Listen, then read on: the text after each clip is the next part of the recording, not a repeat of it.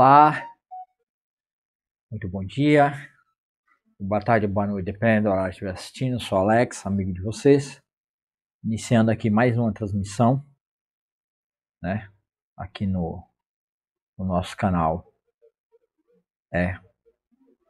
Palavra, né, canal Palavra Viva, né, que vocês sejam todos muito bem-vindos, Deus abençoe a vida de cada um de vocês, que vocês possam ficar aí, aqui no programa Palavra Viva, que é o programa que nós estamos fazendo a leitura expositiva, né, da Palavra de Deus, a Bíblia. Estamos lendo ela de Gênesis e Apocalipse. Eu já tenho aí os vídeos da série,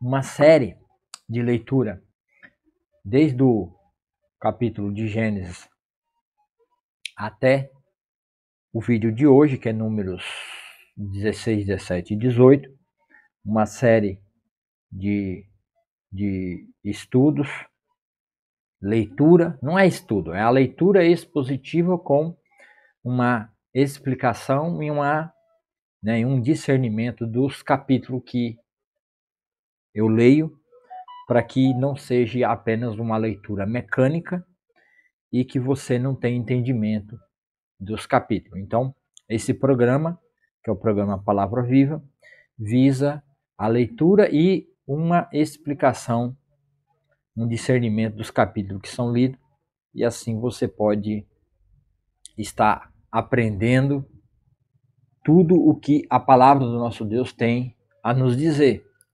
Então, esse é um programa que visa demonstrar a necessidade e a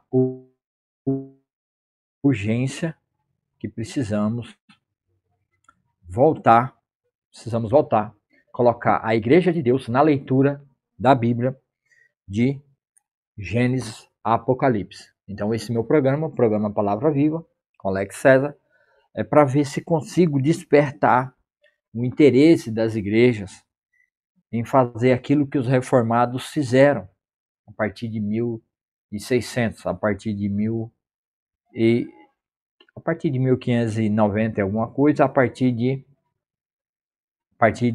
Martim Lutero, que deu o pontapé na reforma, fazendo a tradução, tirando a Bíblia da latina Vulgata e traduzindo ela para a língua alemã, o qual foi perseguido. Houve até guerra e conflito por causa disso. Então, naquele tempo e naquela época, os irmãos viviam em uma comunidade de igrejas que liam a palavra de Deus de Gênesis a Apocalipse. E hoje, porque eles não tinham a Bíblia na tradução, na linguagem deles, porque a igreja romana fechou na Vulgata Latina, escrito por São Jerônimo, e não permitia que ninguém lesse a Bíblia. Dizia que quem lesse a Bíblia ficaria louco. Inventaram até mentira. Somente leigos, não leigos, somente pessoas estudiosas, somente pessoas que quisessem aprofundar no aprendizado da palavra de Deus, tinha que estudar nas escolas da própria Igreja Católica, suas universidades, e aprender lá e ver e ter uma interpretação da Bíblia segundo o óculos da Igreja Romana.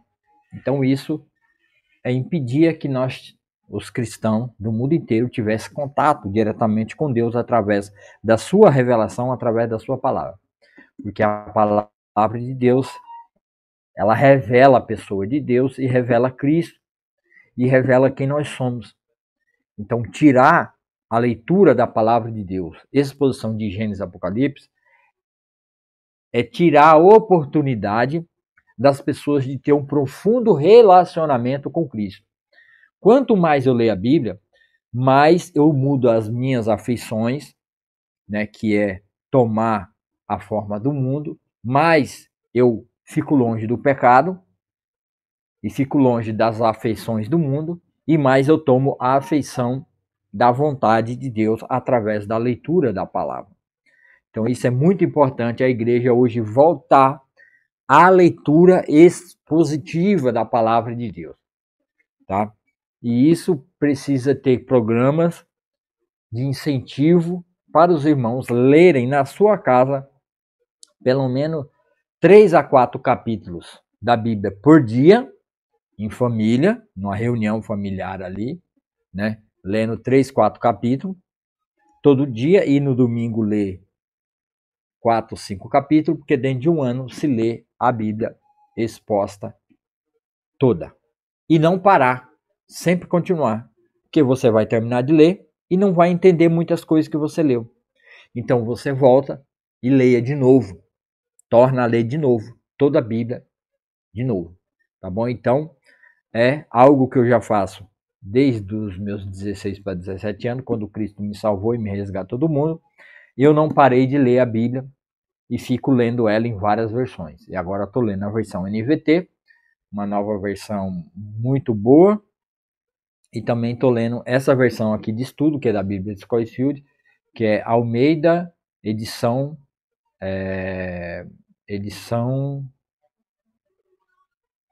contemporânea. Acho que é isso mesmo. Deixa eu só conferir aqui de novo. Bíblia de Estudo Scofield. É Bíblia de Estudo. É Almeida, edição contemporânea. Tá? É uma boa versão. É uma versão que traz umas palavras com significados melhor para os nossos dias de hoje. Mas eu estou usando ela somente como base de estudo e estou fazendo a leitura na Bíblia NVT, tá? Que é uma outra versão, nova versão transformadora, que também traz uma tradução contemporânea, tá? Um pouquinho melhor nas leituras, mas que tem que tomar certos cuidados. Eu recomendo que aquelas pessoas que não leem a Bíblia sempre, que não são cristãs, ou crentes que não têm costume de fazer leitura da Bíblia, não leia a Bíblia NVT sozinha, tá? É necessário que você busque ajuda de alguém capacitado dentro da sua igreja que tem o costume de ler a Bíblia toda, pessoas que têm o costume de ler a Bíblia toda, lê junto com você. Os textos que você achar difíceis, você pedir para as pessoas te ajudarem na leitura. Então eu recomendo uma leitura em 3 Bíblias. 3 Bíblias? A primeira leitura você deve fazer, se você é uma pessoa mais madura, você lê na Bíblia ARC, que é Almeida, Revista e Corrigida. Depois você lê na ARA, Almeida, Revista e Atualizada. E depois você pode ler nessa versão aqui, né? AEC, Almeida, edição espontânea, contemporânea, você também pode ler. Depois de você ler nessas versões, e tem a NAA, que é uma nova versão também que está aí, né, sendo vendida, a NAA nova Almeida atualizada. Tá? Então você pode ler na NAA, que são essas 4 versões, e depois você lê na NVT. Tá? Aí eu recomendo você ler na NVT, depois você também pode ler na nova NLHT, tá? Depois você pode ler na NLHT e depois você também pode ler na NVI. Uma outra versão que você pode ler também é na King James, tá? Que é uma versão também de Bíblia aí, que é da época do imperador King James, que fizeram uma reforma na Inglaterra e daí fizeram a versão King James, tá bom? É uma versão muito boa também, que você pode ler. Tem muitas versões boas, tá? Mas fica dentro desse padrão aí. Leia primeiro uma das 4 versões que eu falei e depois você lê a NVT. Eu não recomendo a leitura da NVT diretamente, tá? Mas hoje é dia 14/6, um sábado, estou em casa, né? O fundo aqui está diferente. Então vamos orar para que a gente comece na nossa exposição bíblica. Hoje nós vamos ler livro de Números 16, 17 e 18, tá? Então vamos orar. Senhor nosso Deus, nosso Pai, bendito e maravilhoso é o teu nome, porque não há outro nome como o teu. Tu és o Deus maravilhoso que criou os céus e a terra, todas as coisas para louvor e para a glória do teu grandioso nome. Nos ajude, Senhor, hoje, aqui, na leitura, no entendimento da leitura do livro dos Números, os capítulos 16, 17 e 18, aonde vamos ter aqui alguns embates e alguns conflitos. Nos dê o discernimento, nos dê sabedoria para entender o que está acontecendo e como o Senhor agiu, como o Senhor está tratando e lidando com esse povo de Israel. E assim também o Senhor tratou e lidou com a tua igreja. Qual a importância, Senhor? Nos ajude a entender a importância desses capítulos no Velho Testamento e a importância para a igreja, para aqueles que são salvos, resgatados pelo teu nome hoje, ó Senhor Jesus. Para que as pessoas entendam e compreendam. O Senhor agiu no passado e o Senhor continua agindo hoje de uma forma coesa, com propósito, com liderança, com autoridade, com design inteligente, fazendo todas as coisas novas e colocando em ordem, estabelecendo uma ordem. Porque o Senhor fez isso com o povo de Israel lá naquele deserto. E nós estamos vendo nessa leitura a dificuldade desse povo, que até quando o seu filho veio, Jesus Cristo, eles não entenderam como nação organizada e não estavam plenamente desobedientes àquilo que o Senhor estabeleceu. E o Senhor retirou esse Velho Testamento e trouxe o Novo Testamento, que agora é a lei, o novo mandamento, a lei da vida, a lei do Espírito e vida. Então que essa Espírito e vida, Senhor, vá nas casas, vá nos leitos de hospitais, onde pessoas estão passando por problemas, dificuldade, dê vida, Senhor, e vida em abundância. Porque o Senhor fez tudo novo naquela cruz. O Senhor estabeleceu uma nova ordem, um novo tabernáculo. O Senhor estabeleceu um novo sacerdócio, com um novo sacerdote, Cristo Jesus sendo o sumo sacerdote na casa de Deus, em uma casa eterna. E o Senhor nos resgatou e nos fez filhos eternos. Tudo novo, tudo de uma forma nova, que não precisa mais de sombra, de figura humana. Ó Senhor, faça com que isso se torne realidade nas vidas daqueles que anseiam por uma libertação.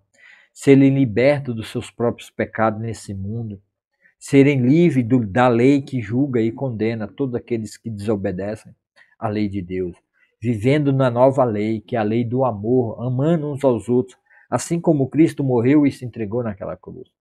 Faça isso, ó Pai. Leve essa palavra, essa mensagem nos corações, nos leitos de hospitais, nas UTI, aqueles que estão precisando, na favela, nas vielas, no sítio, onde há pessoas que precisam e necessitam do Senhor. Faça isso, ó Pai, para a louvor e glória do Teu nome. Nos dê entendimento, sabedoria e abençoe a vida de cada um que está aqui assistindo. Muito obrigado. Amém. Então, se você quiser deixar um recado, se você quiser deixar uma palavra, você pode pôr aí no comentário, né? No YouTube ou no YouTube, que depois eu vou gravar. Eu vou baixar essa gravação, não vou gravar, eu vou baixar essa gravação. Está sendo feita aqui por uma rede social.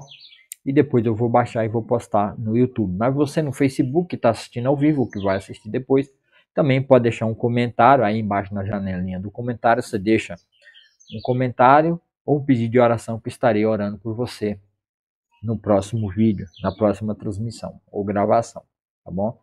Então, aqui também no link, na descrição do vídeo do Facebook, na descrição tem um link do canal no YouTube.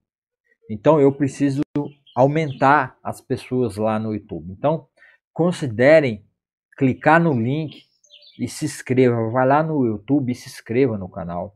Aí vai ter o joinha, assim, você clica em cima do joinha, marca o joinha em todas, tá bom? Para que você receba no joinha, você clica para que o YouTube entenda que você gostou do conteúdo e manda para mais pessoas. E na hora que você se inscrever, vai abrir uma sequência de sininho, você marca o primeiro sininho de cima, tá bom? Então, dessa feita, vamos para a nossa leitura. Eu vou compartilhar a tela com vocês e nós vamos para a leitura da palavra de Deus. aqui. Vai mostrar para vocês aí em cima, tá? Provavelmente eu vou tirar a minha imagem e vai ficar somente aí o texto para a gente ler, compreender e entender e ter o discernimento, tá bom? Então eu vou tirar aqui o meu vídeo, que hoje eu estou fazendo em outra plataforma e não tem como eu colocar um corte do vídeo do lado. Então eu vou tirar o vídeo, né? E vamos para a leitura e para o entendimento aqui junto comigo no programa Palavra Viva, tá bom? Então nós vamos aqui agora entender. Então no livro de Números, capítulo 16, 17 e 18, esse é o vídeo 6, um desafio direto à autoridade divinamente estabelecida de Moisés e Arão. Então hoje nós vamos ver basicamente isso aqui. O link do canal é esse link aí, vocês cliquem no link que está na descrição do vídeo acima, no Facebook. E você que já está no YouTube, você não precisa, tá bom, clicar. Você só dá o joinha no vídeo, tá bom? Com certeza, os capítulos 16 e 17 do livro de Números formam uma unidade narrativa coesa e teologicamente densa. Eles tratam de uma das crises mais severas durante a peregrinação de Israel no deserto. Um desafio direto à autoridade divinamente estabelecida de Moisés e Arão.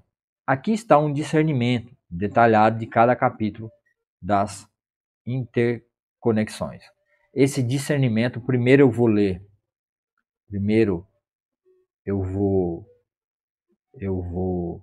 ler, tá? Primeiro eu vou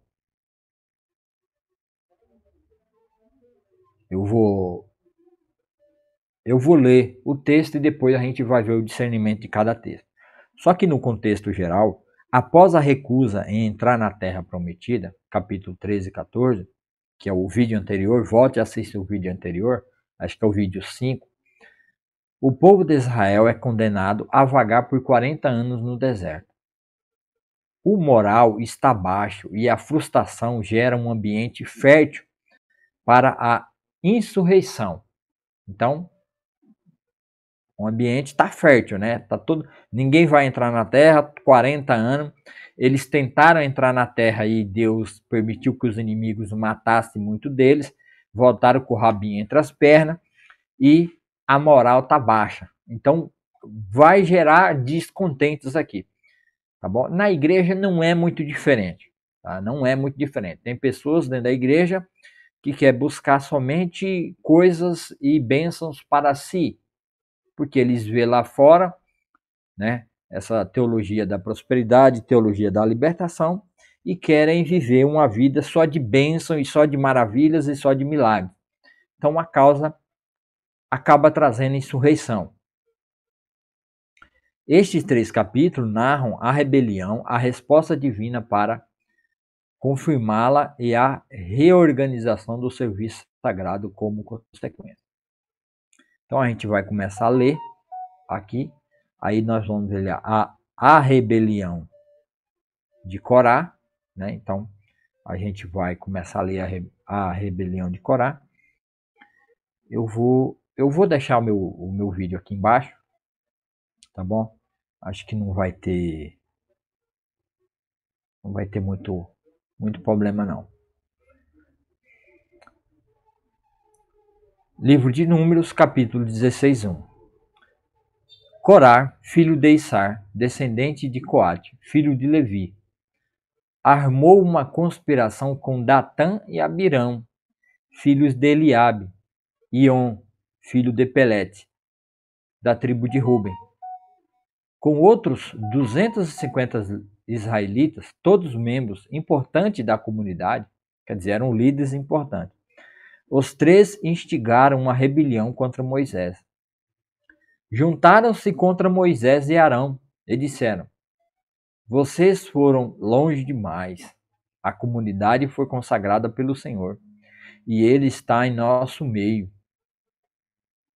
Que direito vocês têm de agir como se fossem superiores à comunidade do Senhor? Quando Moisés ouviu o que disseram, curvou-se com o rosto em terra. Em seguida disse a Corá e aos seus seguidores: Amanhã cedo, o Senhor mostrará quem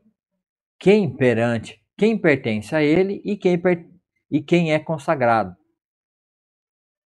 Só trará a sua presença aqueles que ele escolher. Você, Corá, e todos os seus seguidores, preparem incensário. Amanhã acenda o fogo neles e queime incenso diante do Senhor. Então veremos quem o Senhor escolherá como consagrado a ele, ou separado a ele, né, ou santo a ele. Vocês, levitas, foram longe demais. Moisés falou novamente a Corá. Agora ouçam os levitas. Acaso lhes parece de pouca importância que o Deus de Israel os tenha escolhido dentre toda a comunidade de Israel para estar perto dele, a fim de trabalharem no tabernáculo do Senhor e estarem perante a comunidade para servi-la? Ele já deu a você, Corá, e a seus companheiros levitas essa função. E agora exige também o serviço sacerdotal? Na verdade, é contra o Senhor que você e seus seguidores estão se rebelando. Afinal, quem é Arão para se queixarem dele? Então Moisés mandou chamar Datã e Abirão, filhos de Eliabe, mas eles responderam: Não iremos. Não basta você nos ter tirado do Egito,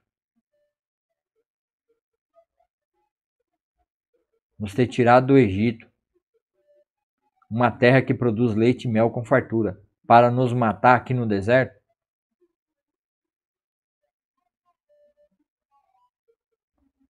Agora quer nos tratar como se fosse autoridade sobre nós? Além disso, você não nos levou a outra terra que produz leite e mel, com fartura, e não nos deu uma nova propriedade como campos e vinhedos. Não está tentando enganar estes homens. Não iremos. 15. Moisés ficou furioso e disse ao Senhor: Não aceite as ofertas de cereais deles. Não tomei deles nem sequer um jumento. Jamais lhe fiz algum mal. E Moisés disse a Corá: Você e seus seguidores venham aqui amanhã e apresente-se diante do Senhor. Arão também virá. Você e cada um dos seus 250 seguidores prepararão um incensário e colocarão incenso nele, a fim de apresentá-los diante do Senhor. Arão também trará seu incensário. Cada um deles preparou um incensário, acendeu o fogo e colocou incenso nele. Depois todos se apresentaram à entrada da tenda do encontro com Moisés e Arão. Corá havia instigado toda a comunidade contra Moisés e Arão, e todos se reuniram à entrada da tenda do encontro. Então a presença gloriosa do Senhor apareceu a toda a comunidade. E o Senhor disse a Moisés e Arão: Afastem-se dessa comunidade para que eu a destrua agora mesmo. Moisés e Arão, porém, se prostraram com o rosto em terra e suplicaram: Ó Deus, tu és aquele que dá fôlego a todas as criaturas. É necessário que fiques irado com toda a comunidade quando somente um homem pecou? O Senhor disse a Moisés: Então diga a toda a comunidade que se afaste das tendas de Corá, Datã e Abirão. Moisés se levantou e foi às tendas de Datã e Abirão, e as autoridades de Israel o seguiram. Vamos, disse ele ao povo. Afastem-se das tendas destes homens perversos, e não toquem em coisa alguma que seja deles. Do contrário, vocês serão destruídos por causa dos pecados deles. Todo o povo se afastou das tendas de Corá, Datã e Abirão, e Datã e Abirão saíram e ficaram em pé à entrada das tendas, junto com as suas esposas, seus filhos e suas crianças pequenas. Então Moisés disse: Assim vocês saberão que o Senhor me enviou para fazer todas essas coisas que tenho feito, pois não as realizei por minha própria conta. Se esses homens morrerem de causas naturais, ou se, ou se nada fora do comum acontecer, então o Senhor não me enviou. Mas se o Senhor fizer algo completamente novo e o chão abrir a sua boca e os engolir junto com todos os seus parentes, seus pertences, e eles descerem vivos à sepultura, vocês saberão que estes homens mostraram desprezo pelo Senhor. Mas mal ele havia acabado de dizer essas palavras, e o chão debaixo deles rachou. A terra abriu a boca e engoliu os homens, todas as suas famílias, todos os seus seguidores e tudo o que possuíam. Desceram vivos à sepultura, junto com todos os pertences. A terra se fechou sobre eles e desapareceram do meio da comunidade. Todo o povo que estava ao redor fugiu quando viu os gritos deles. A terra nos engolirá também, exclamaram. Em seguida, um fogo ardente saiu do Senhor e queimou os 250 homens que ofereciam incenso. O Senhor disse a Moisés: Ordene a Eleazar, filho do sacerdote Arão, que tire todos os incensários do meio do fogo, pois são santos. Diga-lhe também que espalhe as brasas. Pegue os incensários dos homens que pecaram e pagaram por isso com a própria vida, e bata o metal com um martelo, até formar uma lâmina para revestir o altar. Uma vez que esses incensários foram usados na presença do Senhor, eles se tornaram santos, que sirvam de advertência para o povo de Israel. O sacerdote Eleazar recolheu os incensários de bronze usados pelos homens que morreram queimados e bateu o metal com um martelo até formar uma lâmina para revestir o altar. Essa lâmina serviria como recordação aos israelitas. Ninguém que não fosse descendente de Arão poderia entrar na presença do Senhor para queimar incenso. Se alguém o fizesse, aconteceria a ele o mesmo que havia acontecido com Corá e seus seguidores, conforme o Senhor tinha dito por meio de Moisés. Logo na manhã seguinte, porém, toda a comunidade de Israel começou a queixar-se de Moisés e Arão outra vez. Vocês mataram o povo do Senhor, disseram eles. Mas enquanto se reuniam para protestar contra Moisés e Arão, voltaram-se para a tenda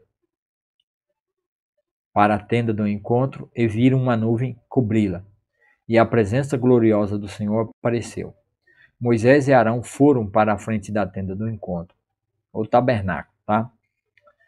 E o Senhor disse a Moisés: Afaste-se dessa comunidade para que eu a destrua agora mesmo. Moisés e Arão prostraram com o rosto em terra. Então Moisés disse: Rápido, pegue um incensário e coloque nele brasa do altar. Acrescente incenso e leve-o para o meio da comunidade, a fim de fazer expiação por ela. Pois a ira do Senhor está acesa e a praga já começou. Arão seguiu a ordem de Moisés e correu para o meio da comunidade. A praga já havia começado a matá-los. Mas Arão queimou o incenso e fez expiação por eles. Colocou-se entre os mortos e os vivos, e a praga cessou. Ainda assim, 14.700 pessoas morreram da praga, além daqueles que tinham morrido por causa da rebelião de Corá. Uma vez que a praga cessou, Arão voltou a Moisés, que estava à entrada da tenda do encontro. Bíblia Mundo Cristão, nova versão transformadora, São Paulo, editora Mundo Cristão 2021, página 10. Exportados do aplicativo bíblico Logos, junho de 2025. O capítulo 16, a rebelião e o juízo divino. Esse capítulo descreve a mais séria rebelião contra a liderança de Moisés e Arão. A rebelião tem duas frentes distintas, embora unidas em seu propósito. Tinha duas frentes distintas, diferentes, mas com o mesmo propósito. A rebelião religiosa de Corá. Corá tentando construir sua própria religião. E não é diferente, tá? No meio da igreja, no povo de Deus, também tem muitos Corás que fazem rebelião e tentam construir, tentam não, já construiu outras religiões,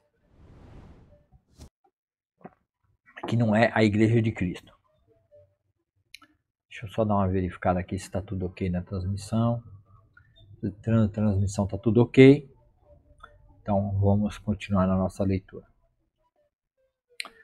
Rebelião religiosa de Corá. O líder, Corá, um levita da prestigiosa família de Coate, a mesma de Moisés e Arão, parente dos líderes.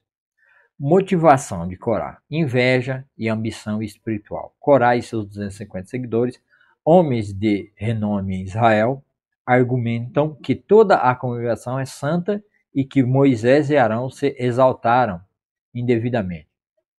A queixa dele é: por que vocês se colocam acima da Assembleia do Senhor? Que está lá em Números. Em Números 16:3. Ele desejava os privilégios do sacerdócio que Deus havia reservado exclusivamente para Arão e seus descendentes. A reserva aqui, a bênção, é o privilégio, né? Que não é bem privilégio, porque a gente tinha que trabalhar e tinha que trabalhar muito o dia inteiro, né? Sem cessar. Até a noite tinha que trabalhar, tinha que haver revezamento dentro da tenda do encontro, que era o tabernáculo, depois virou o templo lá que Salomão construiu, que Davi preparou para o Senhor. Então, o sacerdote, o sumo sacerdote, eles eram sustentados pela nação de Israel. Os levitas também eram sustentados. A rebelião civil política, Datã e Abirão. Líderes, Datã e Abirão, da tribo de Ruben, o primogênito de Jacó. Ruben era para ser o cabeça, era para ter sido o herdeiro da bênção, da primogenitura, mas ele se deitou com Bila, a serva de seu pai Jacó, e perdeu essa bênção de seu primogênito. A primogenitura passou para Judá, tá? Que acho que era o segundo filho de Jacó, com Lia. Motivação: desafio à liderança política de Moisés. Eles o acusaram de ter falhado em sua promessa de levar o povo a uma terra que mana leite e mel.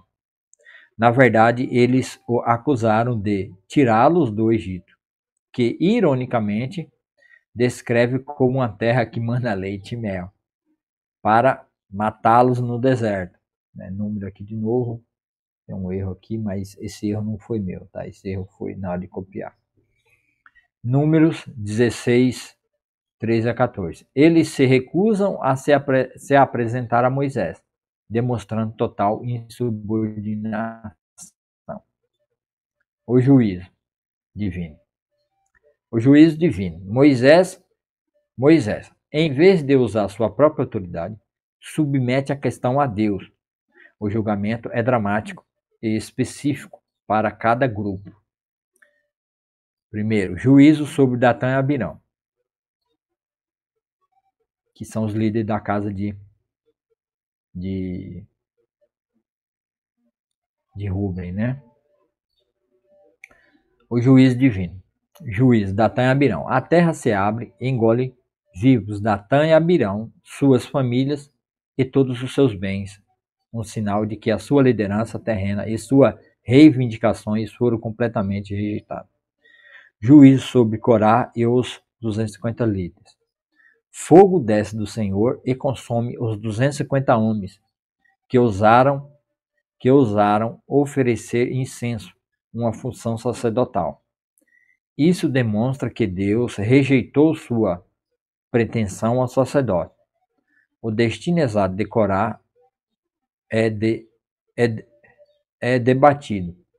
O texto diz que a terra engoliu todos os homens de Corá, mas seus filhos sobreviveram, como mencionado em Números 26, 11.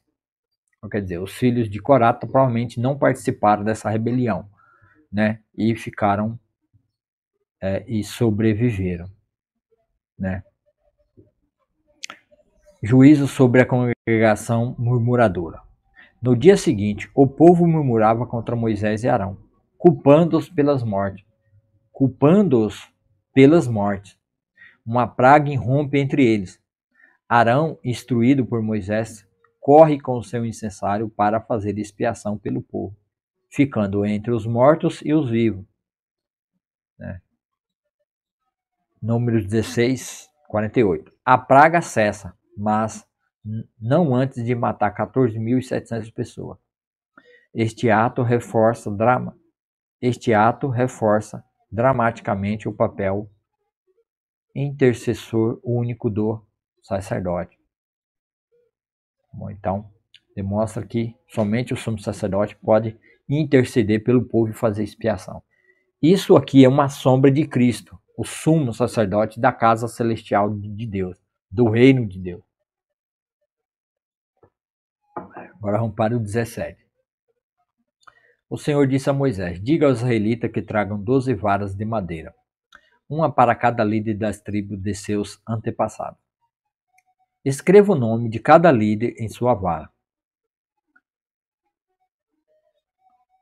Na vara da tribo de Levi, escreva o nome de Arão, pois é necessário que haja uma vara para cada chefe das tribos de seus antepassados. Coloque as varas na tenda do encontro, ou no tabernáculo, diante da arca que contém as tábuas da aliança, onde eu me encontro com você. A vara daquele que eu escolher florescerá, e eu acabarei de vez com a murmuração e as queixas dos israelitas contra vocês. Moisés transmitiu as instruções ao povo de Israel, e cada um dos 12 líderes das tribos, incluindo Arão, levou uma vara para Moisés. Então Moisés colocou as varas na presença do Senhor na tenda da aliança. No dia seguinte, quando Moisés entrou na tenda da aliança, viu que a vara de Arão, que representava a tribo de Levi, tinha florescido, produzindo brotos, botões, flores e amêndoas maduras. Depois retirou as varas da presença do Senhor. Moisés as mostrou para o povo, e cada líder tomou de volta sua vara. O Senhor disse a Moisés: põe a vara de Arão permanentemente diante da arca da aliança, para que sirva de advertência aos rebeldes. Isso acabará com as queixas deles contra mim e evitará mais morte. Moisés fez conforme o Senhor ordenou. Então os israelitas disseram a Moisés: estamos condenados, vamos morrer, vamos todos morrer. Quem se aproximar do tabernáculo do Senhor morrerá. Será que estamos todos condenados a morrer? Esse é o verso 17, né?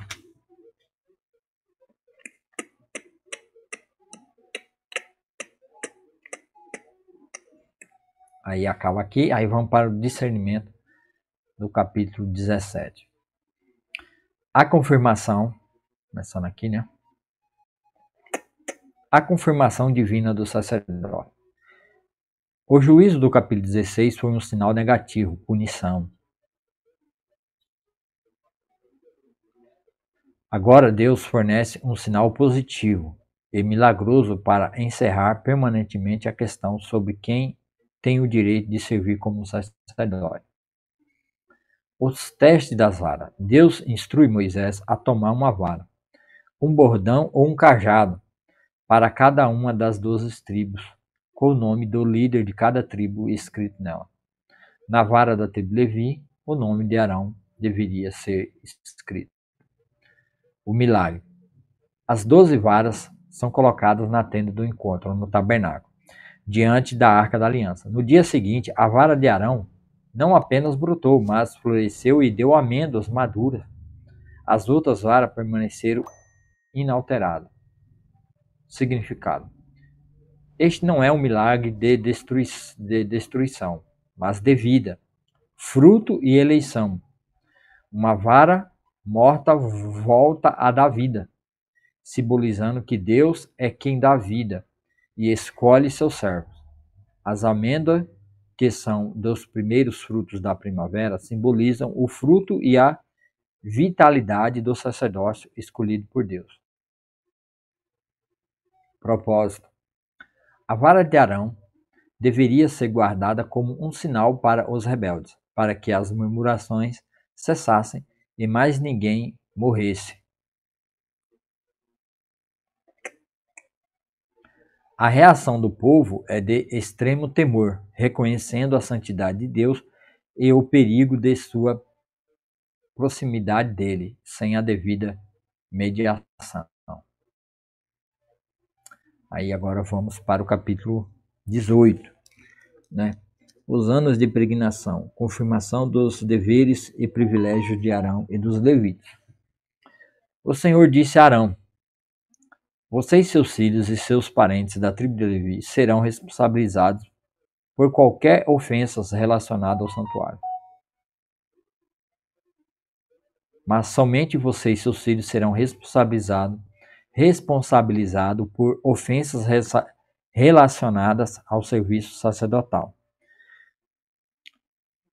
O que significa que qualquer ofensa que eles fizessem, cada um pagaria por si próprio. O povo inteiro não seria responsabilizado. Traga seus parentes da tribo de Levi, a tribo de seus antepassados, para ajudarem você e seus filhos a cumprir o serviço diante da tenda da aliança, o tabernáculo, templo que depois virou o templo de Salomão. Quando os levitas realizarem as tarefas que lhes foram designadas na tenda, deverão cuidar para que não se aproximem de qualquer dos objetos sagrados, nem do altar. Se o fizerem, tanto eles como vocês morrerão. Junto com vocês, os levitas cumprirão as responsabilidades de cuidar da tenda do encontro e trabalhar nela, mas ninguém que não seja autorizado poderá se aproximar.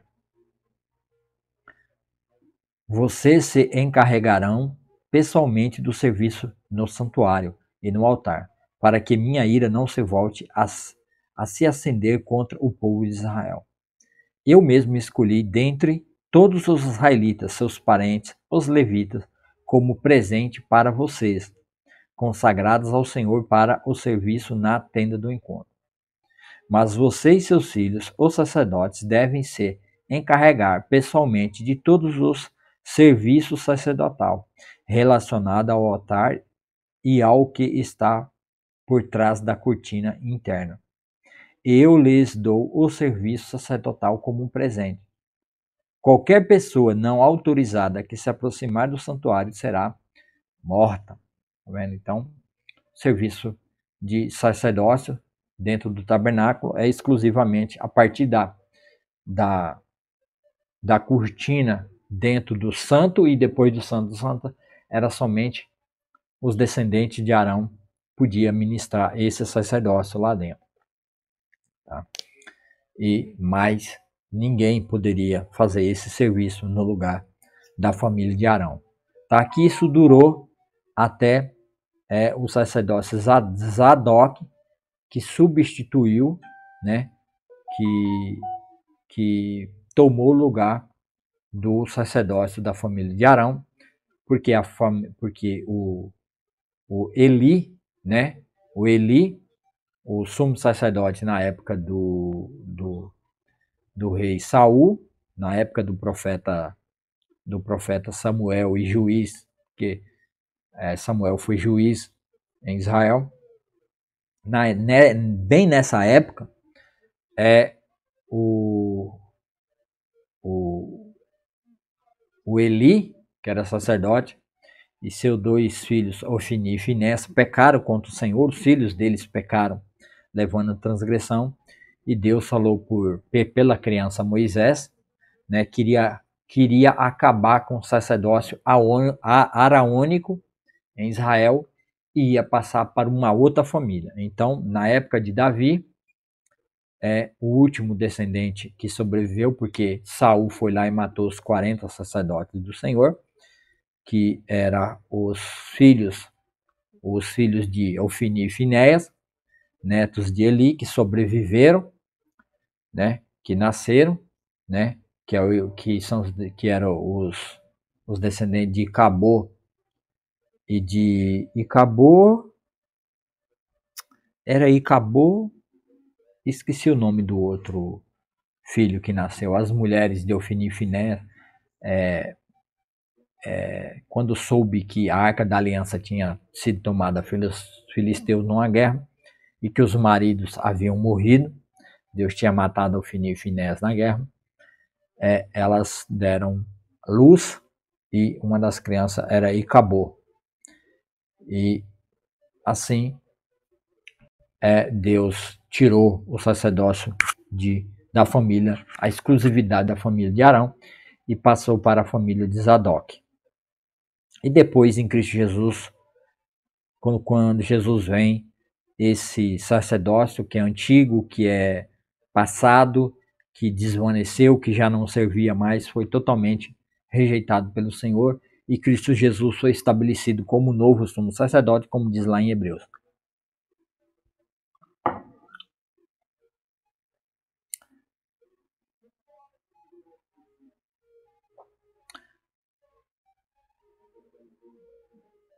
O Senhor disse a Arão: Eu mesmo o encarreguei de todas as ofertas sagradas que os israelitas trazem para mim. Dou todas essas ofertas consagradas a você e aos seus filhos, como uma porção permanente. A parte das ofertas santíssimas, que não é queimada no fogo, é reservada para você. Essa porção de todas as ofertas santíssimas trazida a mim, tanto das ofertas de cereal como das ofertas pelo pecado e das ofertas pela culpa, é santíssima e pertence a você e a seus filhos. Comam como oferta santíssima. Todos os sacerdotes a comerão e a considerarão santíssima. Todas as ofertas sagradas e ofertas movidas que os israelitas apresentarem a mim, movendo-os para o alto diante do altar, também pertencem a vocês. Eu as dou a você e a seus filhos e filhas como sua porção permanente. Qualquer membro da sua família que tiver cerimonialmente puro comerá dessas ofertas. Também dou a vocês as primeiras ofertas das colheitas que o povo apresentar ao Senhor. O melhor do azeite, do vinho novo, dos cereais. Todas as primeiras colheitas da terra que o povo apresentar ao Senhor pertence a vocês. Qualquer membro de sua família que tiver cerimonialmente puro comerá desses alimentos. Tudo que em Israel for consagrado para o Senhor também pertence a vocês. O primeiro filho de cada família e a primeira cria de cada animal oferecido ao Senhor serão seus. Mas o primeiro filho e a primeira cria de animais cerimonialmente puros serão sempre resgatados. Vocês deverão resgatá-los quando eles tiverem 1 mês de idade. O preço do resgate é de 5 peças de prata, com base no ciclo do santuário, equivalente a 12 gramas de cada peça. Tá? Então, os primogênitos da família de Israel eram para ser dos levitas, porque já tinham sido os do Senhor, já eram considerados do Senhor, e o Senhor está abençoando a tribo de Levi, porque Deus não come, né? Deus não come, Deus não bebe, Deus não precisa de dinheiro, que era pago pelos resgates. Deus não precisa disso. Então, ele dá isso como bênção à família de Arão para desfrutarem de tudo isso aí. Isso aí era dízimo, eram as ofertas ao Senhor. Não deverão resgatar, porém, as primeiras crias das vacas, ovelhas e cabras. Elas foram separadas. Quer dizer, dessas vacas e desses animais não eram para ser resgatados, era para ser entregue lá no tabernáculo, na tenda do encontro. Asperja seu sangue sobre o altar e queime a gordura como oferta especial, um aroma agradável ao Senhor. É para fazer holocausto e sacrifício.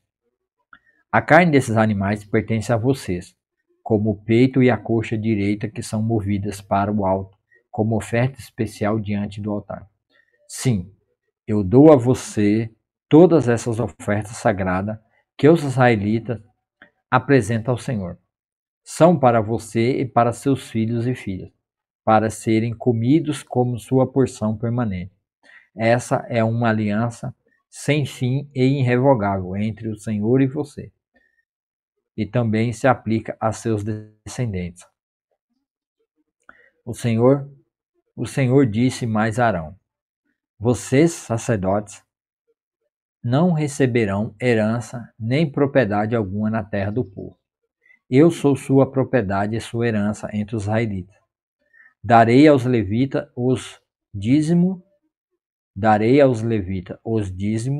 de todo o povo de Israel como herança por seus serviços na tenda do encontro.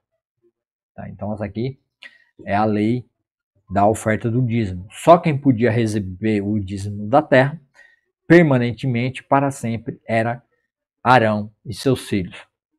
Mas ninguém podia receber. Então, por isso não serve como base de doutrina e nem princípio na igreja. Porque esses dízimos e essas ofertas, e muito do que acontecia, era apontando para Cristo. O dízimo e a oferta que a humanidade deu a Deus, pela primeira vez, um homem que nasceu de uma mulher, plenamente santo e plenamente perfeito, 100% santo, 100% perfeito, que foi a única coisa boa que o ser humano pôde dar a Deus, né? Foi Jesus como perfeito. E desse homem, Deus o quis. Ele quis o sacrifício e a oferta dele para a salvação de todo aquele que crê em Cristo Jesus, porque Deus amou o mundo de tal maneira que deu seu Filho unigênito para que todo aquele que nele crê não pereça, mas tenha a vida eterna. Tá? Então, a gente aqui também aprende a regulamentação do que fazer com o dízimo e com as ofertas dada ao povo levado ao tabernáculo, a tenda do encontro. Tem alguém ligando, meu Deus do céu.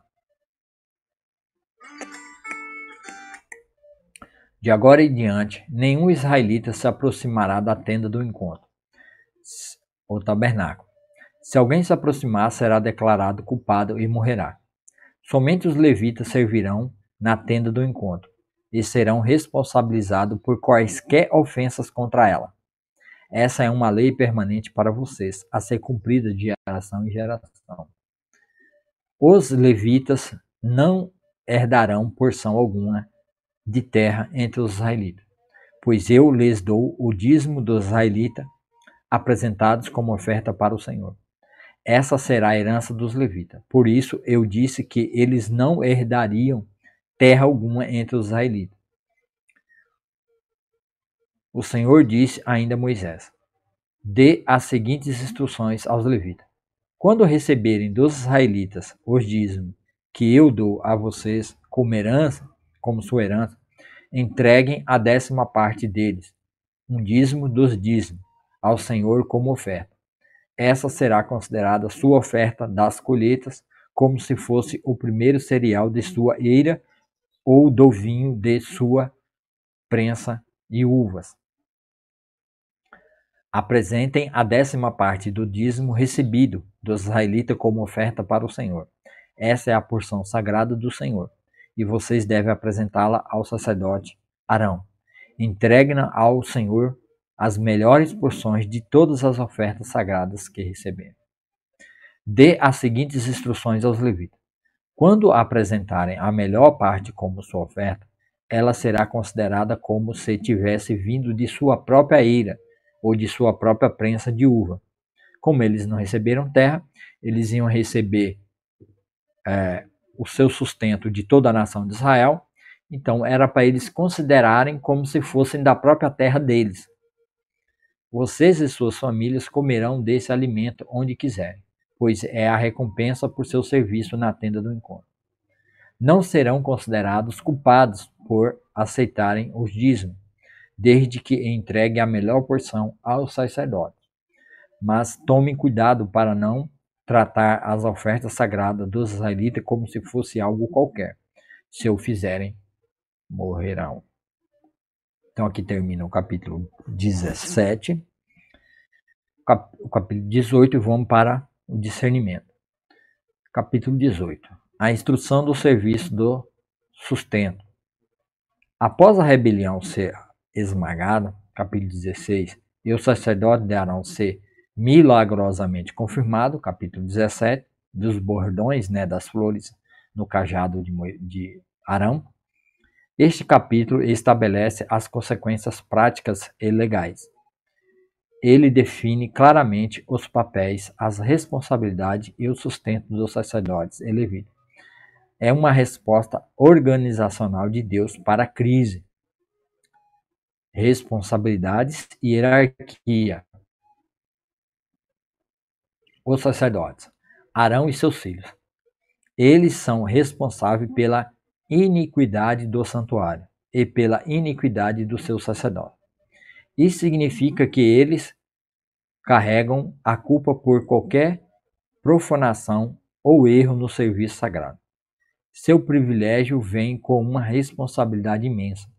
Somente eles podem ministrar no altar dentro do véu. Levitas. As outras famílias da tribo de Levi são dadas a Arão como assistentes, como empregado, como funcionários.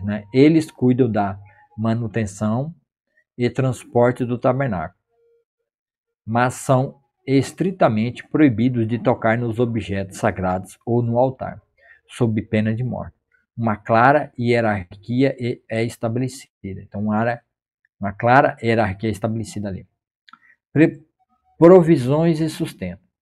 Como a tribo de Levi não receberia uma porção de terra na terra prometida, Deus estabeleceu um sistema para seu sustento. Para os sacerdotes, eles recebem as porções mais sagradas das ofertas trazidas pelo povo. Ofertas de grão, pelo pecado, pela culpa, as primícias, etc. Para os levitas, eles recebem todos os dízimos de Israel como pagamento por seu serviço no tabernáculo. O dízimo dos dízimos.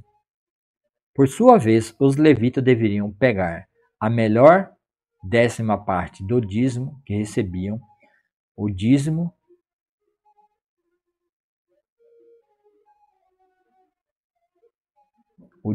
dos dízimos, e entregá-la aos sacerdotes como oferta ao Senhor.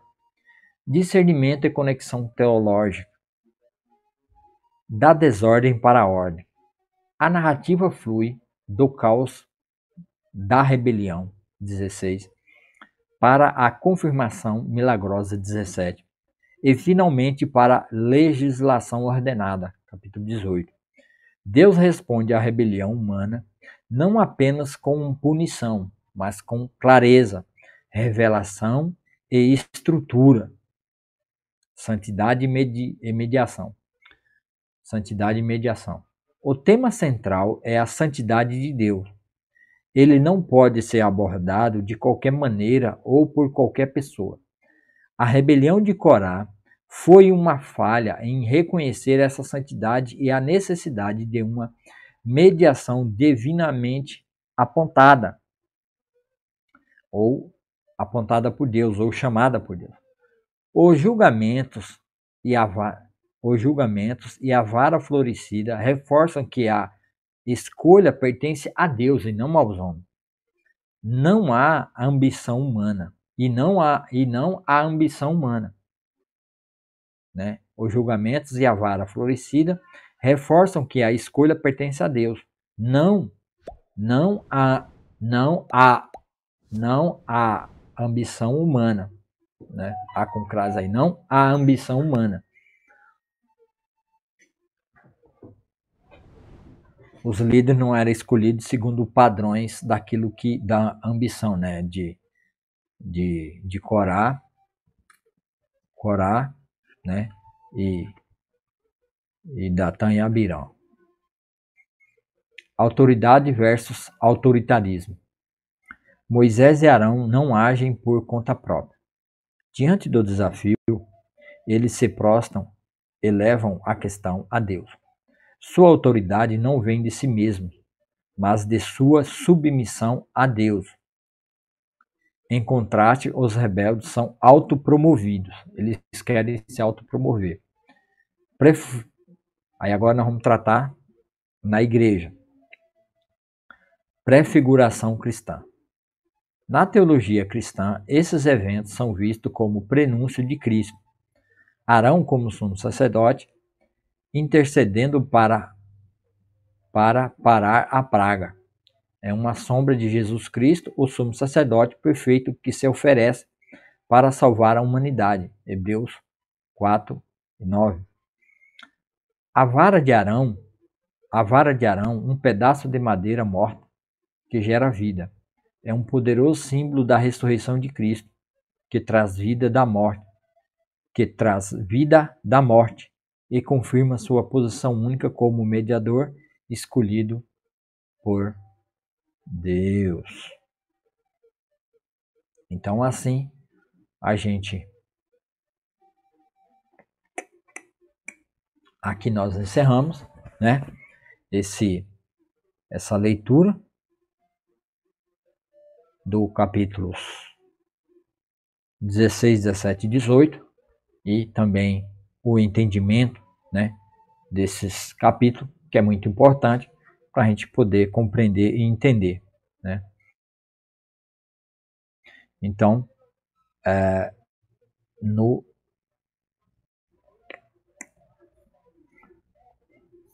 Palavra Viva, programa Palavra Viva, Roça encerrando. Hoje, né, ficamos 1h02 aí, lendo e entendendo o que Deus fez aqui nesses capítulos do livro de Números. Lembrando que esse programa é um programa de leitura expositiva, né, exposição da palavra de Deus, de Gênesis e Apocalipse.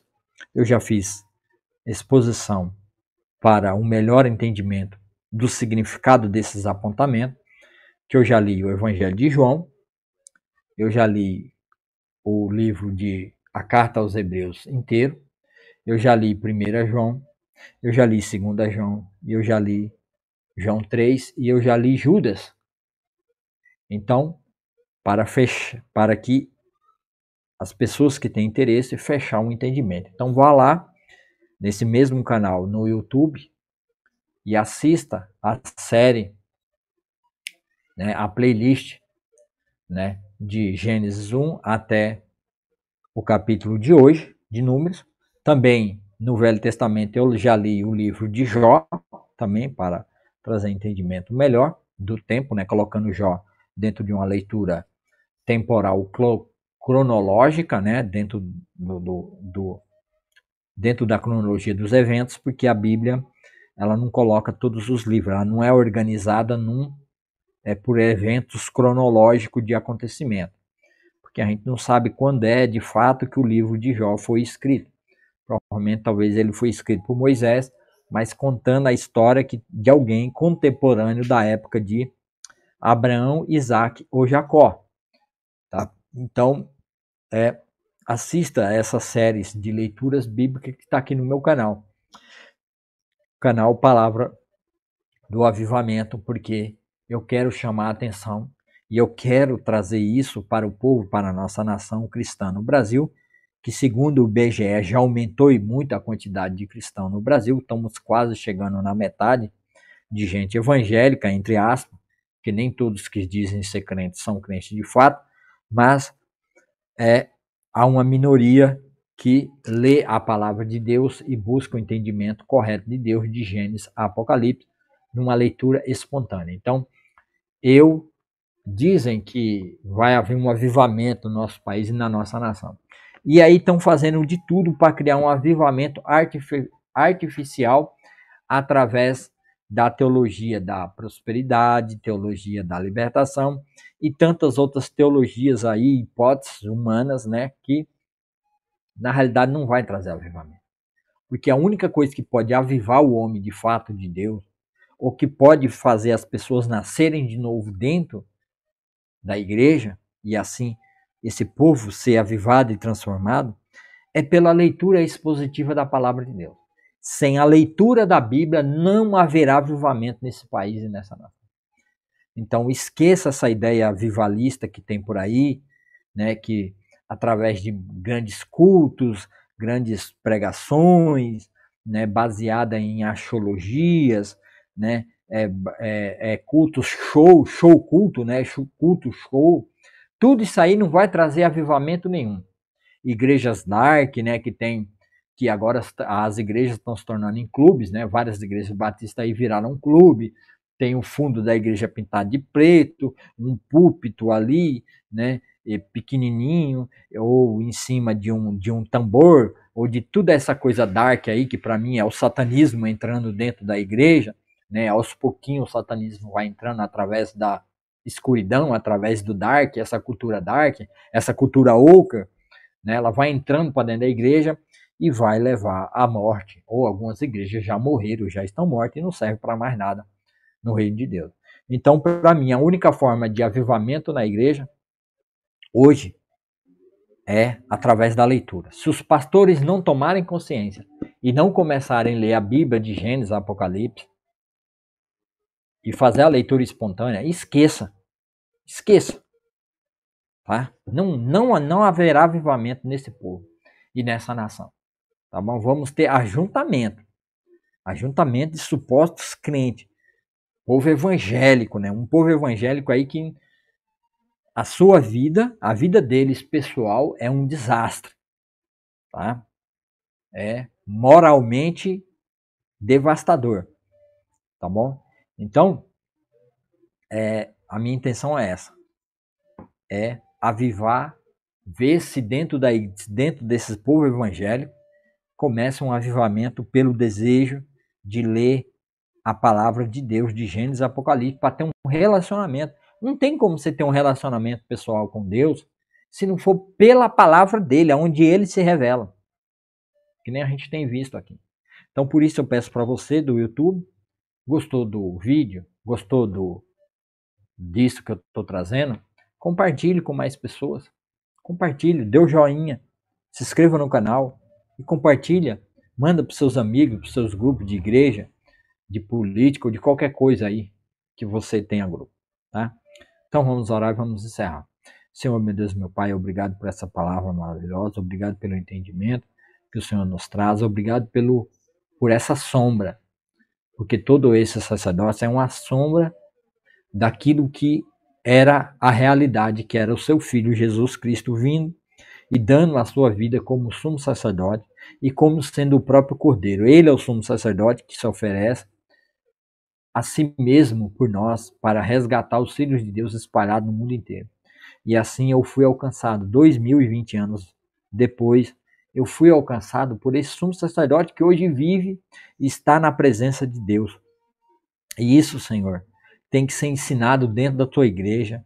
Essa leitura tem que ser falada dentro da igreja. Viva a tua igreja através desse programa, Senhor. Faça com que pastores, líderes, diáconos, presbíteros, missionários, anciões e tantos outros, Senhor, assistam esse vídeo, que eles possam entender e compreender a necessidade hoje de começar a cultura da exposição bíblica dentro da tua igreja, ó Pai, para que haja um verdadeiro avivamento dentro da igreja pela palavra, assim como Arão e como Moisés, que sempre confiou no Senhor, sempre buscou, não foi tirano, não fez as coisas pela sua própria força, através da sua violência, através da espada. Eles podiam ter oportunidade de chamar o exército e obrigar todo mundo a obedecer ao Senhor pela força e pela violência. Mas eles não fizeram isso.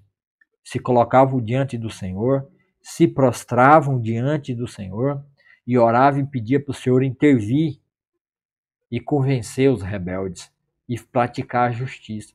Assim também, ó Senhor, faça justiça no meio da sua igreja, no meio desses pastores e líderes, Senhor, que se rebela contra o Senhor através da sua palavra, não querem seguir a tua palavra, não querem ler a Bíblia, expor a Bíblia para o seu povo, Senhor, para ter comunhão com o Senhor. E assim temos um povo com uma vida rebelde, com a vida de mau testemunho, com uma vida péssima nesse país e nessa nação e nesse mundo, aqui na terra. Em nome de Jesus, ó Pai, vá em todas essas igrejas, nesses líderes, coloque neles a necessidade de expor a palavra de Deus numa leitura expositiva de Gênesis e Apocalipse dentro da igreja, para que haja realmente um verdadeiro avivamento nesse país e nessa nação. Em nome de Jesus, ó Pai, vai nos hospitais, nos leitos, onde tem pessoas passando por problemas, dificuldade. Abençoe a vida dessas pessoas, ajude essas pessoas, ó Pai. Em nome de Jesus Cristo, Senhor, derrama da tua bênção, do teu amor sobre essas pessoas, transforma essas vidas. Em nome de Jesus, ó Deus, para louvor e glória do teu glorioso nome, ó Pai. Faça isso, Senhor, para que haja restauração, para que haja um verdadeiro avivamento nesse país e nessa nação. Obrigado por esse sábado, obrigado por esse final de semana. Abençoe, Senhor, todos que estão vindo e assistindo. Em nome de Jesus, amém e amém. Muito obrigado por você que ficou aí até agora. E assim eu vou encerrando aqui esse programa Palavra.